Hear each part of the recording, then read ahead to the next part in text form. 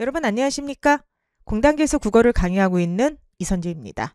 지금부터 여러분들께서 정말로 많이 기다리셨고 또 많은 문의를 주셨던 2025년 합격을 위한 선제국어 커리큘럼 소개 영상을 시작을 해보도록 하겠습니다. 자, 2025년 커리큘럼이 전면적으로 개편이 됐는데요. 이런 개편의 배경은 여러분께서 잘 알고 계시는 인혁처의 출제 기조 전환, 그쵸, 공지가 있었습니다. 혹시 기억하고 계시나요? 인혁처가 어떤 식으로 앞으로 출제를 변화시키겠다. 자, 이렇게 세 가지를 크게 틀로 제시를 했죠. 첫 번째는 단순 지식 암경을 탈피하겠다. 그래서 여태까지 지엽적으로 우리가 외워야 됐던 한자라고 한다든지 아니면 아주 지엽적인 실용 어떤 규범들이 이번에 예시 문항에서는 빠졌습니다. 그리고 두 번째는 종합적 사고력과 실용적 능력을 평가하겠다. 그리고 세 번째가 공무원과 민간 부문 채용 시험 간의 호환성을 제고하겠다. 이 세 가지를 이제 공지를 했지 않습니까? 여기에 맞춰서 인혁처가 20개의 예시 문항을 발표를 했습니다. 자, 인혁처가 발표했던 문학 분석표는 다음과 같습니다. 독해가 13문제였고요. 어휘가 1문제, 문법이 3문제, 논리가 3문제가 되는데 이 예시 문항 같은 경우는 이미 아주 자세하게 해설을 해서요. 여러분들 그 공단기 홈페이지에 해설 영상에서도 제가 올려드렸고요. 그 다음에 지금 배부하고 있는 2025년도 출제 기조 전환에 따른 홍보용 책자, 공단기 책자가 있습니다. 거기에도 아주 자세하게 해설과 그 다음에 학습 전략을 넣어서 배포를 하고 있으니까 필요하신 분들은 반드시 그 영상이나 자료를 보셨으면 좋겠습니다.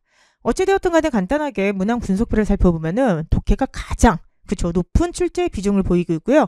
어휘는 사실 독해에 포함될 수도 있고 여기서 한 문제가 또 이쪽으로 들어올 수도 있지만 한두 문제라 생각하시면 좋을 것 같습니다. 문법이 3문제가 나왔죠. 규범을 포함해서. 그리고 논리가 이번에 가장 눈에 띈 영역인데 3문제가 나왔습니다. 3문제가 이번에 다 명제 논리 쪽에서 나오게 되는데 어찌되었든 간에 타당한 결론을 도출하는 과정과 타당한 결론에 대한 평가가 나왔죠. 그래서 어쨌든 논리 문제가 새롭게 나왔고 여기가 그동안 국어에서 출제되지 않은 신영역이라고 볼 수가 있습니다. 그래서 이러한 예시 문항을 제가 학생들을 대조군으로 만들어서 한번 시험을 봤다고 했죠. 자, 대조군은 크게 두 그룹으로 나뉘었습니다. 첫 번째는 공무원 시험에 대해서 전혀 아직 학습해보지 않은 완전 초시생분들. 그리고 두 번째 파이널 수강생분들은 어찌되었든 2024년까지의 시험을 충분히 준비하셨던 분들. 그러니까 이분들은 어쨌든 기존의 어떤 학습 그런 지식이 축적이 되신 분이라 볼 수가 있겠죠. 자, 이 두 대조군을 가지고 시험을 봤는데 시험 결과가 아주 지금 일정하게 나오고 있습니다. 일단 초시생분들 같은 경우는요, 상위권의 평균이 한 75점, 5문제 정도를 틀렸다는 것이고요. 그 다음에 전체 평균은 61점, 한 8문제 정도가 어려웠다 볼 수가 있겠죠. 자, 그러면은 파이널 수강생들은 어떠한가? 파이널 수강생분들은요, 85점이에요. 상위권 20%가. 즉 3문제 정도가 어려웠고 전체의 평균은 67, 68 정도 나오는데 약 6문제 정도가 어려웠다 볼 수가 있습니다. 자, 이 결과가 바로 무엇을 의미하느냐를 잘 생각을 해보셔야 돼요. 무슨 말이냐면은 전체 평균에 있어서는 그렇게 차이가 나지 않아요. 그쵸? 한 6, 7점 정도가 차이가 나는데 이건 왜 그러냐면 중하위권 학생분들도 이 시험을 같이 보기 때문에 그렇습니다. 근데 상위권을 올라가게 되면은 초시생들하고 파이널 수강생들의 점차가 10점 이상으로 벌어지게 되죠. 이 말은 뭐냐면은 결과적으로 아무리 기존의 출제 기조 전환 이전 시험이라고 하더라도 일단 그 시험을 준비하셨던 분들이 국어에 대한 어떻게 보면은 기본 지식과 풀이 전략을 어느 정도는 알고 있다는 것입니다. 그렇기 때문에 이 결과가 보여주는 것은 무엇이냐? 출제 기조가 전환이 되었더라도 기본적인 학습량이 있으신 분들이 절대적으로 유리할 수밖에 없는 시험이구나. 왜냐하면은 20문제 전체가 완전히 새롭게 나온 건 아니기 때문에 그렇습니다. 자, 그럼 어쨌든 간에 초시생들이나 아니면은 이런 파이널 수강생분들이나 6문제에서 8문제 정도를 전체 평균에서 어려움을 느꼈기 때문에 이제부터 우리에게 중요한 거는 오답률 7위가 되겠습니다. 그러면은 한 7문제 정도를 평균적으로 학생분들이 어렵다고 인식을 했던 것 같아요. 자, 그럼 7문제 정도를 어렵다고 했을 때 오답률 7위 안에 들어가는 문제가 무엇인지를 한번 배열을 해봤습니다. 배열을 해봤더니 1위는 논리였습니다. 왜냐하면 이건 한 번도 배우지 않았고요. 정답률 굉장히 사실 낮습니다. 전체 평균이 25%뿐이 안 되고요. 상위권이라고 하더라도 점수가 높지가 않습니다. 자, 2위는 문법이었습니다. 문법고 2번 문제, 형태로 문제였고요. 그리고 3위는 14번 문제인데 14번 문제 독해 문제는 이번에 새롭게 들어온 신유형 문제입니다. 논중에 평가에 대한 문제가 되겠죠. 강화약화 문제가 되겠고요. 그리고 4위는 문법, 그 다음에 5위는 또 논리, 6위가 독해, 그 다음에 7위가 논리 이렇게 나와 있어요. 자, 다시 한번 말씀드리면은 전반적으로 학생분들이 7, 8문제 정도를 어렵게 생각했다고 했을 때 평균적으로 한 7문제를 잡아봤어요. 그래서 학생분들이 가장 어려움을 느끼는 오답률 7위 한번 유형을 생각을 해봤던 겁니다. 자, 그러면은 이 오답률 7위를 다시 한번 문항별로 분류를 해보면은 논리 3문제는 모든 학생들이 다 어렵게 느꼈어요. 왜? 공부한 적이 한 번도 없으니까. 이거는 그래서 지금 파이널 수강생 분이시든 아니면 초시생 분들이든 점수에 거의 차이가 없습니다. 자, 그런데 문법 같은 경우가 2문제가 오답률 7위 안에 들어가는데 조금 이따 보여드리겠지만 공부를 하셨던 파이널 수강생분들이 훨씬 잘 풀었고요. 그 다음에 독해 같은 경우는 전체 문제 13문제 중에서 2문제가 오답률 7위 안에 들어갔습니다. 그러니까 학생들은 매우 어렵게 느꼈던 문제는 약 2문제라고 볼 수가 있는 것입니다. 자, 이것을 조금 더 쪼개서 한번 독해부터 시작해서요. 그 다음 문법, 논리 이렇게 한번 분석을 해드리도록 하겠습니다. 자, 독해를 간단하게 분석을 해드리면 전체 13문제 중에서요. 4위를 좀 보셨으면 좋겠어요. 왜 4위까지를 제가 보여드리냐 하면은 13문제가 나왔지만 학생들이 그래도 좀 어렵다, 변별력 있다 이렇게 생각했던 문제는 1, 2, 3, 4 4문제뿐이 없었다는 겁니다. 선생님 4문제를 판단한 기준이 무엇입니까? 상위권의 점수가요. 4위라고 하더라도 86%, 91%예요. 자, 보세요. 5위부터는 독해 5위 문제부터는 100%입니다. 지금 상위권 같은 경우는.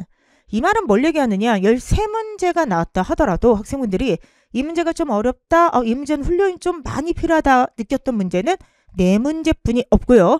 자, 이 19번 문제까지의 4문제가 소위 말하는 전체 평균이 60% 이하의 문제가 되는 겁니다.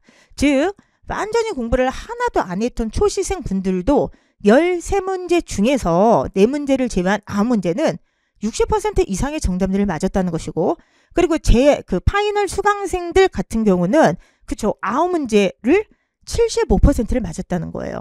출제 기조가 바뀌었다고 하더라도 이미 공부를 하셨던 분들은 13문제 중에서 9문제를 75% 정답률을 보이고 있고, 완전히 새롭게 공부하시는 분들 같은 경우도 13문제 중에서 9문제는 60% 이상을 맞았다는 것이죠.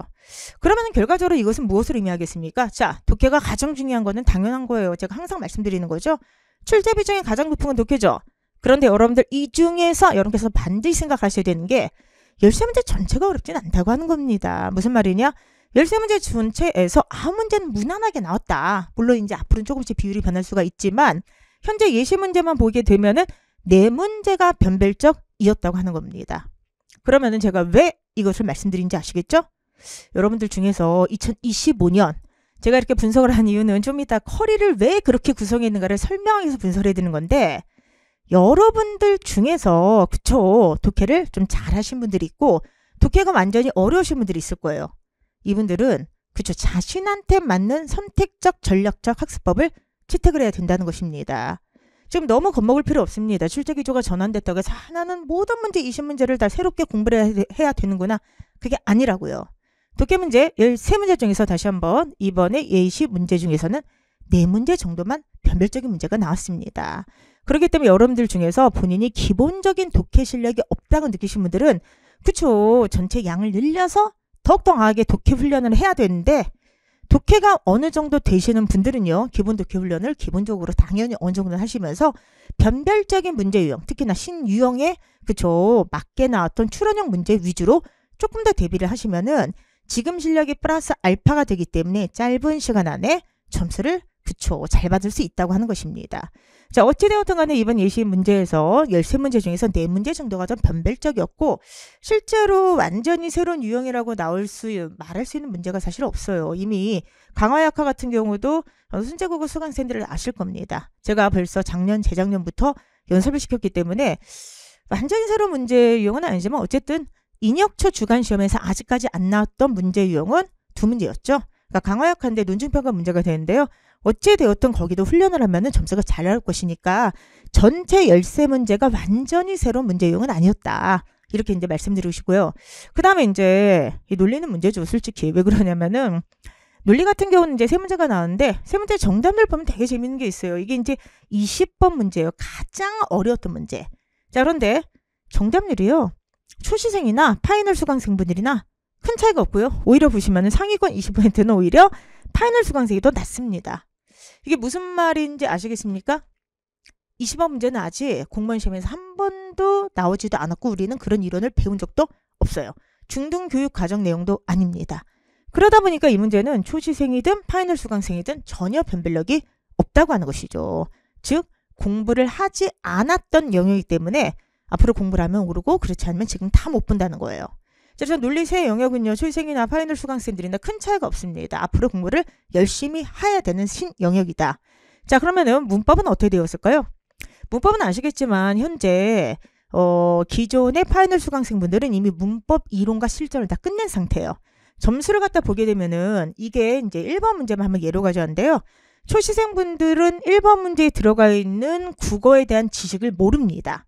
그러다 보니까 전체 평균이 41%고 상위권도 50%이 안 되는데 이미 이쪽을 학습하신 파이널 수강생분들은 평균이 59, 상위권은 너무 높죠. 91%가 나오게 되는 겁니다.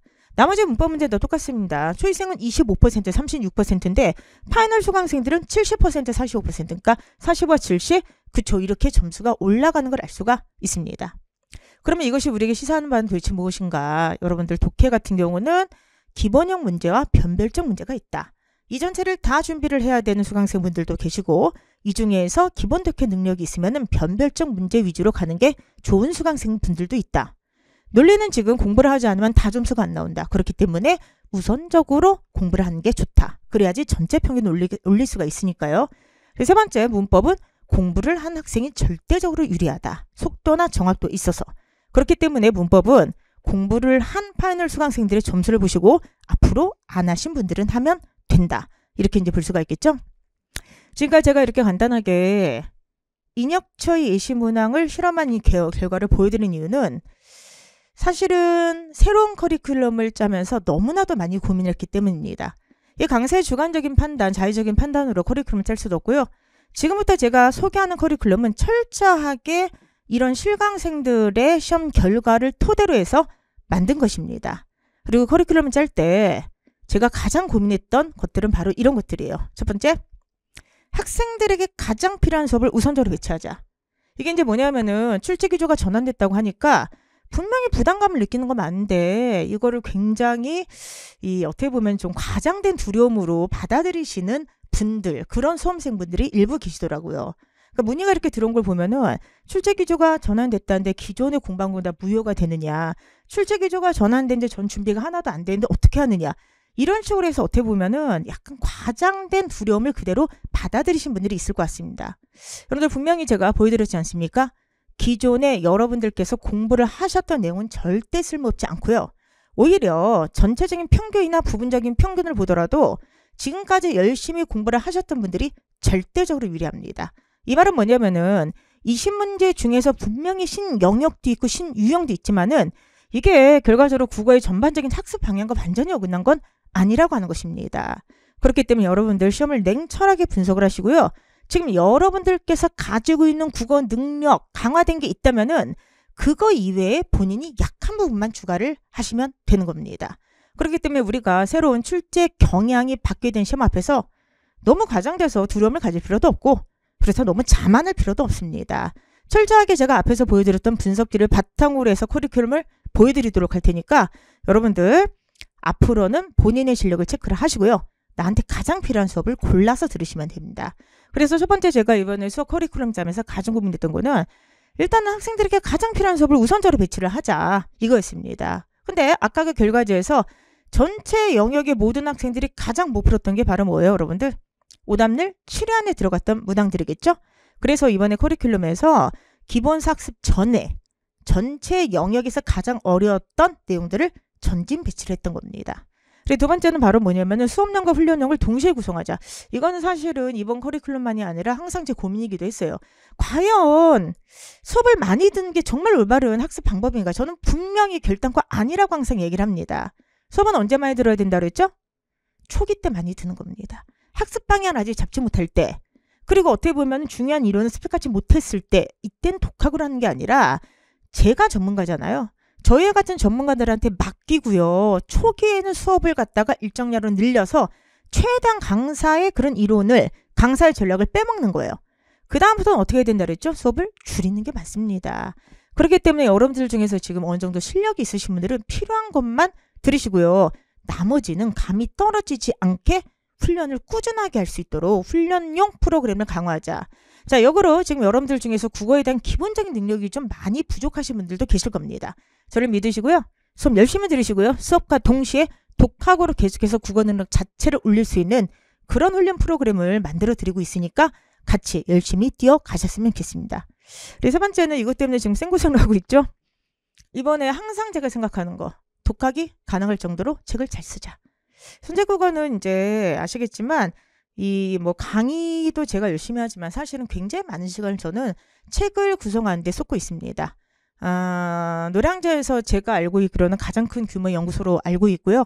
저 연구원 선생님들은 저랑 10년 넘게 일하신 분들도 꽤 계십니다. 그 정도로 사실은 연구원 분들과 계속해서 세미나를 하고 계속해서 새로운 어떤 자료를 읽고 상시적으로 문제에 대해서 저희는 토론을 하고, 그리고 또 하나 책 구성에 사실은 엄청난 투자를 하고 있습니다. 여러분께서 받으시는 책들은 대부분 오타가 없을 것이며 대부분 쪽구성이 거의 완벽하게 떨어질 거예요. 쪽구성이라고 하는 게 뭔지 아시겠죠? 중요한 내용이 항상 오른쪽 끝에 끝나고 왼쪽에서 끝나는 경우도 거의 없습니다. 사실은 그 구성을 맞추기 위해서 시간을 보통 몇 배를 쓰게 되죠. 자, 올해는 더 많이 지금 신경을 쓰고 있는데 제 목표 중에 하나가 독학이 가능할 정도의 책을 만들자. 특히 논리. 문법이라든지 아니면은 나머지 독해 같은 경우는 뭐 지금까지도 제가 책을 많이 썼는데 저도 이번에 수업용 이런 어떤 논리책은 처음 써봐요. 그런데 쓰면 쓸수록 자꾸만 얼마나 이 내용이 학생들에게 쉽게 전달할 수 있을까를 고민하면서 쓰게 돼요. 그래서 제 이번에 목표예요. 지금 쓰고 있는 책인데 독학이 가능할 정도로 쉽고 또 깊이 있게 책을 쓰자. 자, 여기까지가 바로 제가 고민했던 것이고요. 이것을 바탕으로 해서 지금부터 여러분들과 함께 2025년 커리가 어떻게 구성된지를 구체적으로 말씀드리도록 하겠습니다. 가장 쉽게 써보자. 근데 가장 또 깊이 있게 한번 가보자. 그리고 또 하나 방금 얘기했던 것처럼 학생들 각각의 상황이 다르기 때문에 학생들 각자의 맞춤형이 가능한 커리를 구성을 해보자. 그래서 세 번째는 가장 효율적으로 바로 실전에서 응용할 수 있도록 이론을 배우되 바로 실전에 투입할 수 있도록 그런 식의 커리를 짜보자 라고 했습니다. 그리하여 우리의 전략은 다음과 같습니다. 첫 번째 독해는 기본훈련과 집중훈련을 어느 정도 나누고요. 그리고 기본훈련을 꾸준히 훔쳐서 할 수 있도록 훈련 프로그램을 더욱더 강화시키도록 하고요. 문법 같은 경우는 개념 중심으로 수업 한 번만 들으면 바로 지문을 읽으면서 문제를 풀 수 있도록 그렇게 훈련을 시키도록 하고요. 세 번째 논리는 논리를 위한 논리라고 제가 말씀드렸죠. 무슨 말이냐? 단순하게 기계적으로 사고 싶은 것이 아니라 가장 쉽게 개념부터 알려드리도록 할 테니까 그렇지만 끊임없이 사고력을 신장시키면서 문제를 빨리 풀 수 있도록 가장 쉽고도 깊이 있게 제가 한번 강의를 해보도록 하겠습니다. 자, 그러면은 이러한 고민 끝에 만들어낸 첫 번째 커리큘럼을 지금부터 소개를 하도록 하겠습니다. 굉장히 어떻게 보면 특이한 커리큘럼이 처음 나오게 되는데요. 이름하여 예상 기출서 1이 되겠습니다. 자, 어떻게 보면 선제국에서 처음으로 만든 것이고요. 그런데 사실은 인역적 예시 문제가 나올 때부터 그때부터 기획을 해서 이미 지금 그쵸 원고가 거의 완성돼서 출판을 기다리고 있는 책이기도 합니다. 자, 예상 기출서 1은 뭐냐면은 헤매지 않도록 정확한 학습 방법을 잡아주는 책이 되는데 여러분들 생각을 해보세요. 2025년도부터 출제 기조가 전환된다고 했는데 문제는 뭐냐? 우리가 참고할 수 있는 문제는 20문제뿐이 없어요. 인역처가 이번에 만들었던 20문제만 참고할 수가 있습니다. 이 말은 뭐냐? 기출문제가 없는 출제 원년의 특성이라고 하는 것이죠. 그런데 분명히 인역처는 뭐라고 얘기했냐면은 그쵸 타시험과의 그런 연계를 강화하겠다고 되어 있기 때문에 저희가 참고를 하는 자 순수한 예시 문제는 20문항뿐이 없지만 저희가 참고를 할 수 있는 그런 시험 뭐가 있겠습니까? 피셋, 수능, 리트, 한국어 능력시험 등이 있습니다. 그러면 여기에 있는 문제가 그대로 저희 시험에 도입이 되는가? 절대로 그렇지 않습니다. 왜 그럴까요? 저희는 절대로 까먹으면 안 되는 게 20분 안에 20문제를 풀도록 기획된 시험이기 때문에 그렇습니다. 일단 문항당 시간 투자도 다르고요. 그 다음에 내적으로 구성된 시험이기 때문에 사실은 이 시험 문제가 그대로 들어오긴 힘들어요. 하지만 기본적인 어떤 문제 유형이 변형돼서 들어오겠죠. 현재도 이미 들어오고 있고요.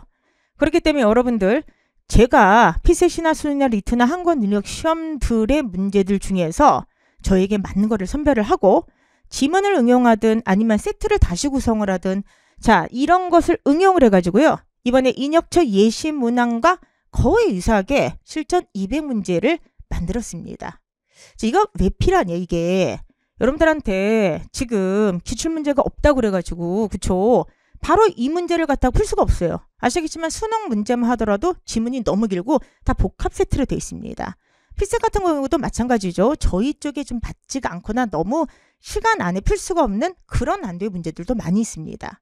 그러면 결과적으로 저에게 필요한 거는 지문 하나에 문제 하나, 지문 하나에 문제 2개 정도의 이번에 인역처의 예시 문항과 거의 흡사한 내용이나 형식이나 난도가 흡사한 그런 문제들이 필요한데 그런 문제들이 지금 존재를 하지 않습니다. 그렇기 때문에 여러분들이 자칫 잘못하다가는 시간을 버리면서 헤맬 수가 있다는 것이죠. 자, 이제 2025년 공무원 시험을 처음으로 준비하는 수강생 여러분, 여기부터 시작하세요. 전체 200문제를 통해서 인역처 문제가 이렇기 때문에 앞으로 이러한 문제가 나올 것이다를 완벽하게 분석을 해드리도록 하겠습니다. 그리고 왜 여기에 예상기출서 1이 있냐면은 예상기출서 2가 있다는 뜻이겠죠. 1이 있다고 하는 거는 좀 이따 나오게 된 예상기출서 2에 기존의 공무원 시험에서 출제가 되었는데 앞으로도 출제가 될 수 있는 유형들이 있어요.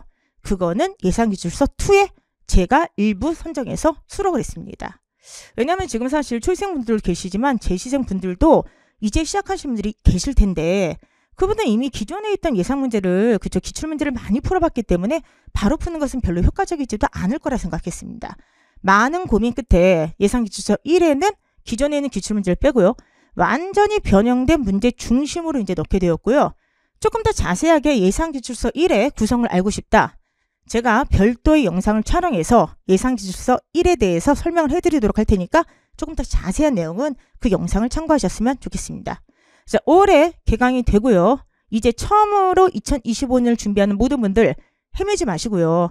인역처는 이러한 의도로 이런 문제를 냈고 이러한 유형으로 변형돼서 나올 것이다를 정확하게 알려드리도록 할 테니까 전 영역입니다. 독해, 문법, 논리, 전 영역에 대한 기본 개념과 기본 유형에 대한 학습을 여기부터 시작하시기 바랍니다. 자, 그리고 여러분들 아까 얘기했던 것처럼 가장 지금 정답률이 낮았던 게 두 파트예요. 그래서 독해를 앞으로 갈까 어떻게 할까 굉장히 고민을 하다가 일단은 가장 정답률이 낮았던 영역을 전진 배치를 했습니다. 자, 5월에 여러분들 이번에 문법서 이름도 바뀌었습니다. 수빈이경 실용 문법과 어휘예요. 자, 문법과 어휘를 하나로 결합을 했고요. 그리고 문법이 예전식으로 지식형을 단답형으로 암기하는 게 아니라 기본 개념을 가지고 여러분들이 실제로 공무원이 돼서 공문서를 또 제대로 쓸 수 있는 철저히 개념과 실용 위주로 이번에 문법서를 새로 썼습니다. 자, 어쨌든 간에 기대를 좀 해주셨으면 좋겠고요. 실용 문법과 어휘가 되는데 특히 어휘는 무엇이냐. 공무원 시험에서 많이 나오는 혹은 공무원 독해에서 반드시 필요한 중요한 어휘들, 어려운 어휘들, 한자 어휘들을 쫙 정리했습니다. 정말로 좋은 자료가 될 거고요. 어휘 문제가 나와도 사실은 굉장히 도움이 되겠지만 독해도 정말 큰 도움이 될 거니까 기대해 주시기 바랍니다. 자, 5월에 먼저 문법부터 개강을 하고요. 문법 수업이 끝나는 6월에 논리 수업이 시작이 됩니다. 논리 수업 저거 이름을 뭐라 적을까 그러다가 수빈이경 논리, 쉽게 익히는 논리로 정했습니다. 논리를 위한 논리예요. 처음엔 논논 수업이라고 했다가 다들 반대를 해가지고 못했는데 왜 논리를 위한 논리라고 하느냐. 논리에 대한 개념부터 이해를 한번 시켜보자. 그러니까 많은 분들이 논리를 할 때 아마도 되게 기계적으로 문제 푸는 거를 갖다 배우게 될 겁니다. 저도 이제 문풀에선 그렇게 할 수밖에 없지만 중요한 거는 단순하게 그런 식으로 학습을 하다가는 조금 더 난도가 올라가는 문제를 풀 수가 없습니다. 그래서 여러분한테 제가 철저하게 기본적인 개념부터 시작해서 왜 이런 기본 개념이 나오게 된지도 다 설명을 한번 해드릴게요. 최대한 재미있게. 그래서 여러분들 수민교 논리책은 제가 약간 최대한 쉽고도 재미있으면서도 깊이 있게 할 생각인데요. 자, 명제논리부터 시작해서 정원논리 그리고 마지막에 수로논리의 세 파트의 구성을 여러분께서 배우시면은 공무원 시험 문제에서 어떤 문제가 나와도 자신있게 논리를 풀 수가 있을 것이고요. 최대한 정말 재미있게 한번 해보도록 하겠습니다. 저도 노력 한번 해보도록 할게요. 왜냐하면 이게 어려운 개념들이 있기 때문에 여러분들한테 개념에 대한 예를 최대한 쉽고도 재미있게 한번 전달을 해드리도록 하겠습니다. 따라서 논리에 대해서 지금 고민하시는 분들은 전혀 고민하지 마시고요. 그냥 6월 수업을 기대해 주세요. 그래서 여러분들이 6월에 책이 나오게 되면은 이 책만 봐도 충분히 공무원 이 구급 논리를 충분히 풀 수 있겠구나. 그리고 생각보다 재밌구나. 이걸 느끼게 될 것입니다. 자, 이게 바로 6월까지 커리가 되고요. 7월부터 커리는 자, 지금부터 소개를 해드리도록 할게요. 수빈이격 기본서가 7월에 나오게 되는데 매우 압축적으로 나오게 될 거예요. 근데 이거는 제일 중요한 게 전 영역입니다. 선생님, 수빈이격 문법이 있고 수빈이격 이런 어떤 논리도 있고 수빈이격 독해도 있는데 왜 기본서가 필요할까요? 기본서는 어떻게 보면은 시간이 부족한 학생들에게 정말 많이 필요해요. 내가 이제 만약에 7월부터 왔는데 전체 공무원 시험이 어떻게 진행되는지를 모르는 학생들은 빠르게 여러분들 압축적이면서도 깊이 있게 기본 학습을 하는 게 좋습니다. 그래서 기본서는 여러분들 2달 동안에 빠르게 전체 영역을 정리를 해드리면서 핵심 문제풀이를 같이 하게 됩니다. 특히나 기본서 학습 같은 경우는요. 초시생분들에게 매우 강추하는 수업이기 때문에 여러분들 7월에 이번에 그쵸? 아주 압축적이지만 서술형으로 전체 이론이 아주 잘 정리되어 있는 기본서가 나오게 될 테니까 또 많이 기대해 주시기 바랍니다. 자, 8월이나 아니면 요 정도의 독해 수업이 열릴 예정인데요. 지금 사실 독해 수업은 조금 더 고민을 하고 있습니다. 뭘 고민을 하고 있느냐? 난도. 기본과 심화, 추론형까지 같이 들어가는데 아까 얘기했죠? 변별점이 있는 문제가 독해에서 몇 문제뿐이 없었다? 4문제뿐이 없었다. 이 4문제 위주로 갈지 4문제와 조금 더 기본형 위주로 갈지 지금 고민을 하고 있습니다. 아니면 이 수업을 분리를 할지. 근데 어떻게 되든 간에 여러분들 추론형 많이 고민하시는 분들은 이 수업 안에서 제가 모든 걸 다 녹여서 보여드릴 예정이니까 이 책은 조만간 전체 구성을 공개할 예정이니 조금 기다려 주셨으면 좋겠습니다. 어쨌든 만약에 그때까지 내가 독해를 공부하고 싶다. 기존에 2024년에 나왔던 수빈이격 독해와 2024년에 나왔던 추론 강형 독해 너무 좋은 책이에요. 그렇기 때문에 여러분들 이번에는 그 2권을 합친 업그레이드 버전이 나오는 것이니까 만약에 독해부터 먼저 공부하고 싶으신 분들이 계시다면은 기존의 수빈이격 독해와 추론 강화형 독해를 공부를 먼저 하셨으면 좋겠습니다. 자, 9월에는 뭐가 나오냐? 예상기출서 2가 나오게 됩니다. 예상기출서 1은 뭐라 그랬죠? 피셋이나 아니면 수능이나 리트나 실전 문제로 완벽하게 변형이 돼 있는 그런 문제 200자가 실려있다고 그랬죠? 예상기출서 2는 거기서부터 한 번 더 나아간 책이 되겠습니다. 예상기출서 1에 이은 심화형 기출이 되겠는데요. 개념 정리, 신영역을 완벽하게 대비하는 문제뿐만이 아니라 새롭게 출제되는 예상 문제와 기존 공무원 시험에서 우리가 풀어보면 좋은 그런 또 기출문제를 모아서 수록을 할 것입니다. 예상기출서 1에 비해서 양이 훨씬 더 많아지게 되는 어떤 심화형 기출서가 되겠고요. 특히나 기출문제가 없어서 헤매신 분들 정말로 고민하지 마시고요. 예상기출서 1, 이것을 통해서 전체 유형과 학습 방향을 잡으시고요. 이것을 조금 더 심화해서 깊이 있게 공부하는 예상기출서 2, 여기까지 풀어보시면은 기출문제가 아무리 없는 원년이라고 하더라도 여러분께서 정말로 좋은 문제로 충분히 훈련하고 들어갈 수 있도록 제가 최선을 다해서 준비를 해보도록 하겠습니다.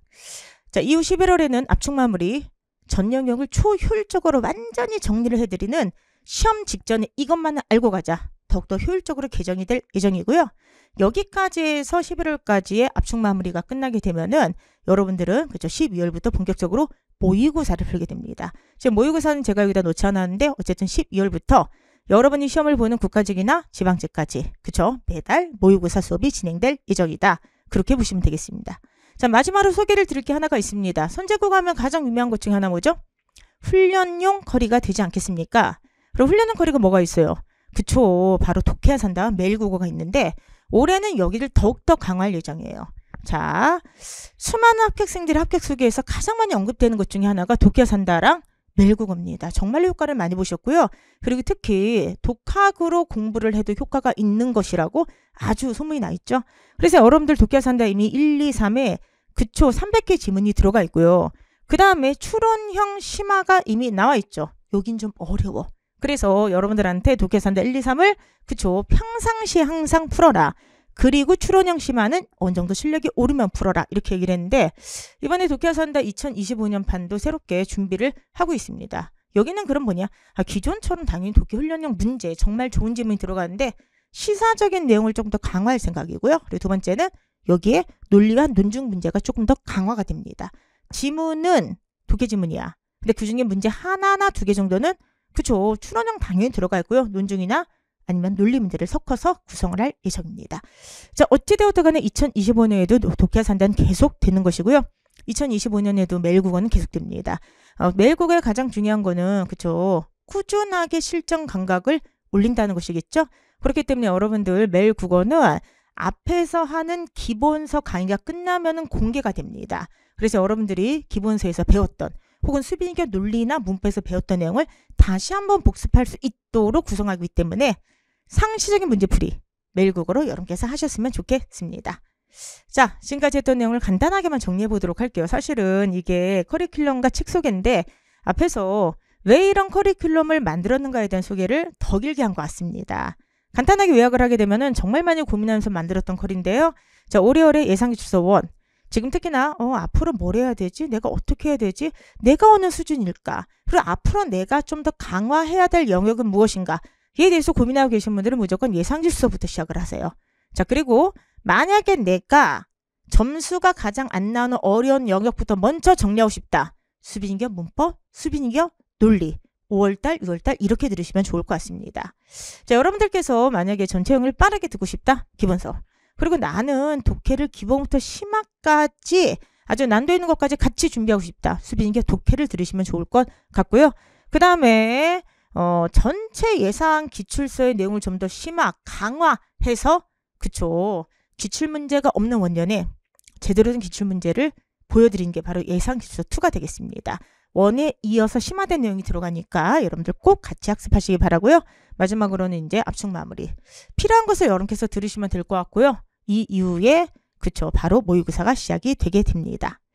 자, 일단 여기까지 전체 2025년 커리큘럼을 소개해드렸고요. 일단 가장 궁금해하시는 게 5월, 6월이니까 5월에 이제 예상실수를 하기 전에 생기초 논리특강을 좀 짧게 진행을 할 생각입니다. 왜냐하면은 문법이라고 한다든지 그래도 독해는 우리가 기존에 공부했던 분들도 많이 있으시기 때문에 그래도 좀 힘든 부분도 있게 좀 따라올 것 같아요. 그런데 논리는 그 논리의 기본적인 유형도 전혀 모르시죠. 뭐 명대 논리. 이게 뭐지? 정원 논리. 이게 뭐지? 막 이거는 수로 논리 이렇게 푸는 거. 이게 뭐지? 막 이러실 거예요. 그래서 너무 놀라지 않도록 제가 가장 핵심적인 몇 가지 개념을 좀 모아서 아주 짧게 특강을 진행을 할 예정입니다. 생기초 논리특강 논리와 놀자를 4월에 간단하게 진행을 할 건데 이걸 통해서 기본적인 개념에 대한 맛을 조금 이렇게 보시고요. 그 다음에 바로 예상치수로 오게 되면 훨씬 더 그쵸. 어떻게 논리 파트는 좀 쉽게 문제를 풀 수 있을 것 같습니다. 자, 어쨌든 올해 예상지수 1이 들어가고요. 5월에 특강이죠. 단과, 수비교 문법, 6월에 수비교 논리. 이렇게 찾아갈 예정이니까 저도 열심히 지금 준비하고 있습니다. 우리 2025년도 합격을 위해서 자, 올부터 정말 열심히 한번 뛰어가도록 하겠습니다. 자, 이후에 여러분들께서 영상이 몇 개가 더 올라가야 될 텐데 여러분께서 궁금해하시는 각각의 책을 좀 더 자세하게 소개하는 영상이 올라갈 예정입니다. 그것도 많은 시청 부탁드립니다. 여기까지 하고요. 그러면 저희는 수업 시간에 뵙도록 하겠습니다. 4월에 그쵸? 생기초 논리특강 논리와 놀자에서부터 뵙도록 하겠습니다. 감사합니다.